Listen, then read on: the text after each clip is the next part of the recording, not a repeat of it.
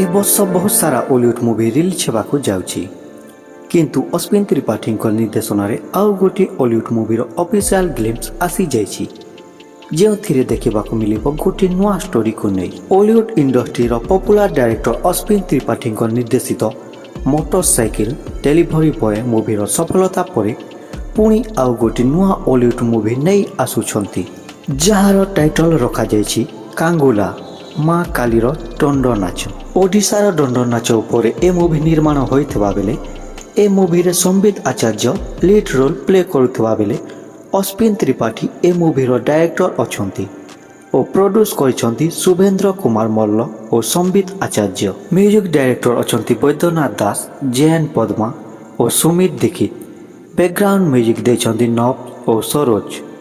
ए मूवीर कहानी लिखिसंती संबित आचार्य। ए मूवी देखिबाकू आपण माने केते एक्साइटेड अछंती आमको कमेंट करंतु। जदि आपण मानकु वीडियोटी भलो लागिथाय तेबे एहाकू लाइक शेयर करंतु एवं एही परि आहुरी खबर पई आम चैनल को सब्सक्राइब करबाकू भूलंतु नहीं।